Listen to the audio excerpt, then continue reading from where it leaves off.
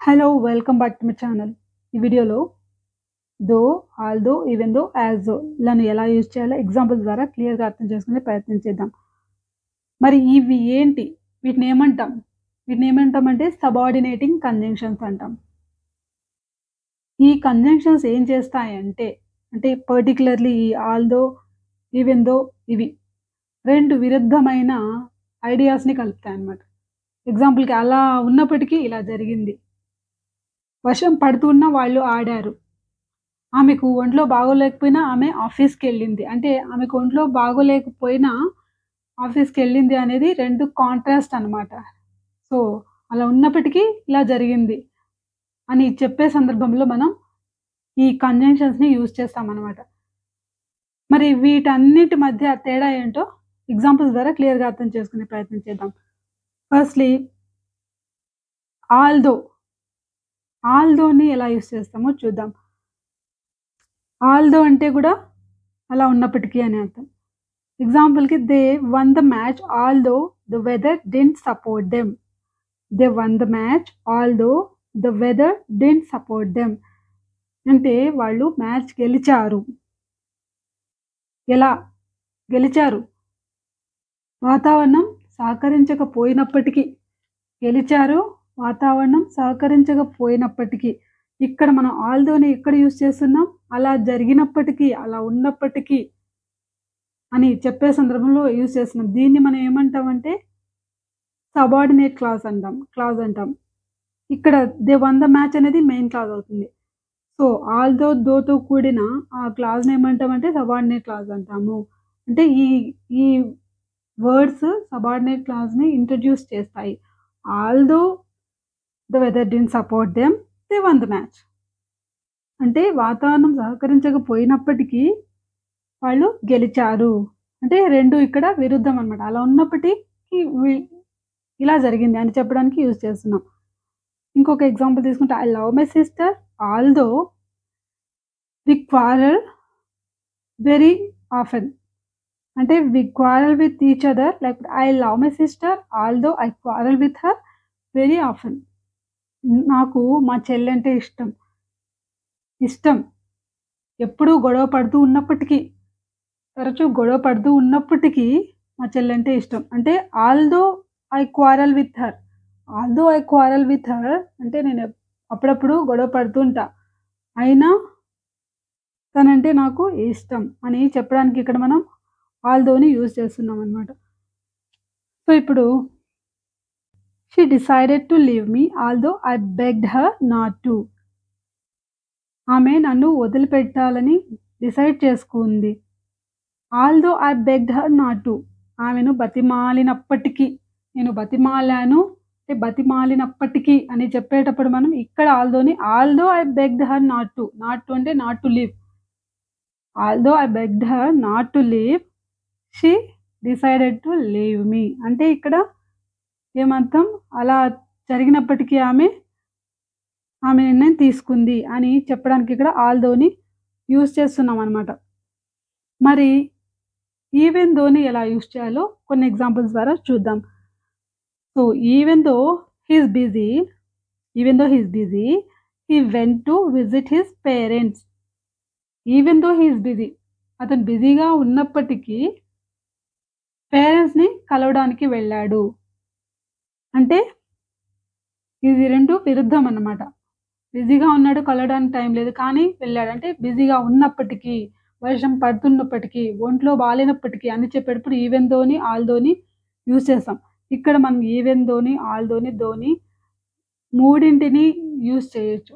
కాకపోతే ఫార్మల్‌గా అంటే మనం జనరల్‌గా ఏవైనా మీటింగ్స్‌లో గానీ, లేకపోతే లెటర్స్‌లో గానీ మనం యూజ్ చేసేటప్పుడు ఆల్దోని యూజ్ చేయాలి. ఈవెన్ దోని యూజ్ చేయాలి. దో అనేది క్యాజువల్‌గా మనం మాట్లాడుకునేటప్పుడు యూజ్ చేసే వర్డ్ అనమాట. సో, ఈ వర్డ్స్‌కి వేరే మీనింగ్స్ కూడా ఉన్నాయి. వేరే సందర్భాల్లో కూడా యూజ్ చేయొచ్చు. అది కూడా చూద్దాం. సో, ఇప్పుడు ఈవెన్ దోతో ఇంకొన్ని ఎగ్జాంపుల్స్ చూద్దాం. Even though it was rainy the match was not cancelled. Even though అంటే రెయినీ అంటే ఏంటి ఇక్కడ? యాడ్జెక్టివ్ వర్షంతో కూడిన వాతావరణం అని. సో వర్షం ఉన్నప్పటికీ, పడుతూ ఉన్నప్పటికీ మ్యాచ్ అయితే క్యాన్సెల్ అవ్వలేదు. Even though it was rainy, even though it was cloudy, even though it was Sunny. అంటే ఇలా ఉన్నప్పటికీ మ్యాచ్ ఏం క్యాన్సెల్ కాలేదు అని చెప్పడానికి ఇక్కడ మనం ఈవెన్ దోని యూజ్ చేస్తున్నామనమాట. So even though she is sick, she managed to complete her project on time. Even though she is sick, తనకు ఒంట్లో బాలేనప్పటికీ షీ మేనేజ్డ్ టు చేయగలిగింది. She managed to complete the project on time. ఆమె బాలేనప్పటికీ టైంకి project complete చేసింది అని చెప్పడానికి ఇక్కడ ఈవెన్ దోని యూజ్ చేస్తున్నామనమాట. ఇంకొక ఎగ్జాంపుల్ తీసుకుంటే he went to work, even though he was unwell. ఇక్కడ మనం ఈవెన్ దోని కానీ, ఆల్ దోని కానీ ఈ ఈవెన్ దోతో కూడిన ఈ సబార్డినేట్ క్లాజ్‌ని ఫస్ట్‌లో అయినా యూజ్ చేయొచ్చు, తర్వాత అయినా యూజ్ చేయొచ్చు. కాకపోతే మనము కరెక్ట్ సబార్డినేట్ క్లాజ్‌ని ఇంట్రొడ్యూస్ చేయడానికి మాత్రమే యూజ్ చేయాలి. అంటే అలా ఉన్నప్పటికీ అని చెప్పే సందర్భంలో అయినా యూజ్ చేయాలి. ఎగ్జాంపుల్‌కి he went to work even though he was unwell. దీన్ని ఇంకో రకంగా చెప్పాలంటే even though he was unwell he went to work. So even though use చేసే ప్లేస్ మాత్రం, ఆ ఫ్రేజ్, ఆ క్లాజ్ మాత్రం మారకూడదు. ప్లేస్‌మెంట్ మారొచ్చు గానీ, సో ఒంట్లో బాలేనప్పటికీ అనేది మాత్రం మారకూడదనమాట. So even though she was unwell he went to work, even though he was unwell he went to work. బాలేకపోయినా వెళ్ళాడు. So she hasn't called even though she said she would. ఆమె కాల్ చేయలేదు. Even though she said she would. ఆమె call చేశానని చెప్పినప్పటికీ చేయలేదు అని చెప్పడానికి ఇక్కడ ఈవెన్ దోని ఇలా యూజ్ చేస్తున్నామనమాట. సో మరి దోని ఎలా యూజ్ చేయాలి? దోని ఇక్కడ మనం ఇంతవరకు చెప్పుకున్న సెంటెన్సెస్ అన్నిటిలోనూ మనం ఆల్ దోకి బదులుగా, ఈవెన్ దోకి బదులుగా యూజ్ చేయొచ్చు. కాకపోతే దోకి ఇంకొక మీనింగ్ ఉంది. అదే ఏంటంటే జనరల్‌గా మనకెవరైనా హెల్ప్ చేయడానికొచ్చారనుకోండి, మనం ఆ హెల్ప్ యాక్సెప్ట్ చేసుకునే పరిస్థితిలో లేం. పర్లేదండి అంటుంటాం. థాంక్ యూ దో అనొచ్చు. అయినా థాంక్ యూ. పర్లేదు థాంక్ యూ అని చెప్పడానికి థాంక్ యూ దో. ఇప్పుడు ఎవరైనా మనల్ని అడిగారనుకోండి, నిన్ను ఇంటి దగ్గర డ్రాప్ చేయనా? Can I drop you home అని అడిగారనుకోండి, మనకు యాక్సెప్ట్ చేసే ఇష్టం లేకపోతే మనం థాంక్ యూ దో, పర్లేదండి అయినా అని చెప్పేటప్పుడు థాంక్ యూ దో అనొచ్చు. అంటే దోని ఇలా కూడా యూజ్ చేయొచ్చు. మరి ఈవెన్ దో, ఆల్ దో వీటికి ఇంకొక మీనింగ్ ఉంది.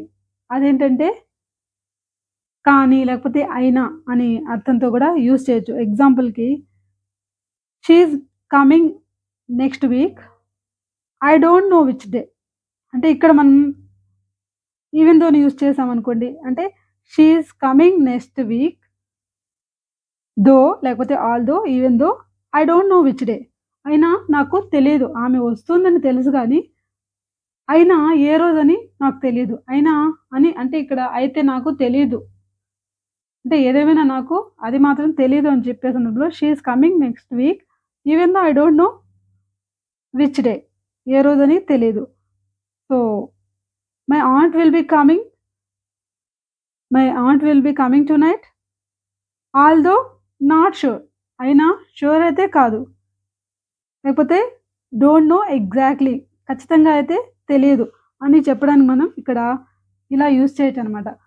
సో అంటే ఈ వర్డ్స్‌కి ఇంకొక అర్థం ఏంటంటే అయినా, కానీ, అయితే, నాకైతే తెలీదు అని చెప్పే సందర్భంలో కూడా యూజ్ చేయొచ్చు.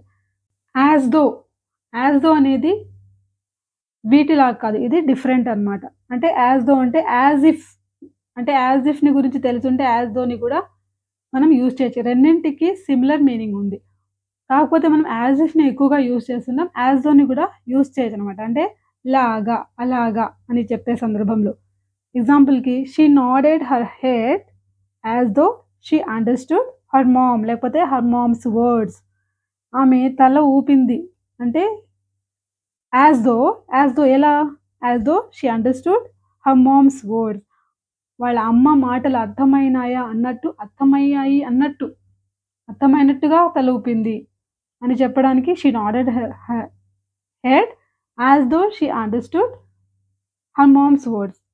అర్థమైందన్నట్లుగా తల ఊపింది అని చెప్పడానికి ఇక్కడ యాస్ దోని యూజ్ చేస్తాం. ఇక్కడ యాస్ ఇఫ్‌ని కూడా యూజ్ చేయొచ్చు. So they were shouting as though in panic. They were shouting as though in panic. వాళ్ళు అరుస్తూ ఉన్నారు. ఎలా అంటే they were shouting as though in panic అంటే వాళ్ళేదో భయాందోళనలో ఉన్నట్టుగా అరిచారు. అలా ఉన్నట్టుగా అరిచారు అని చెప్పడానికి ఇక్కడ యాజ్ దోని యూజ్ చేస్తున్నామనమాట. ఇంకొక ఎగ్జాంపుల్ తీసుకుంటే she is eating as though she hasn't eaten for ages. She is eating, ఆమె తింటూ ఉంది. ఎలా తింటూ ఉంది? As though she hasn't eaten for ages. సంవత్సరాలుగా తినలేదు అన్నట్టుగా తింటూ ఉంది.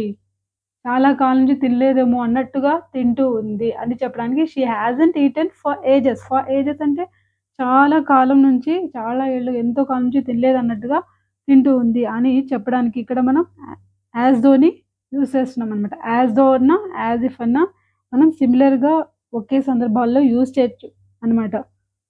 సో, మీరు కూడా యాజ్ దో, యాజ్ ఇఫ్, అలాగే ఈవెన్ దో, ఆల్‌దో, దో ఈ కంజంక్షన్స్‌తో మీ ఓన్ ఎగ్జాంపుల్స్‌ని కామెంట్ బాక్స్‌లో తెలియజేయండి. ఈ వీడియో నచ్చితే లైక్ చేయండి, షేర్ చేయండి, సబ్స్క్రైబ్ చేయండి.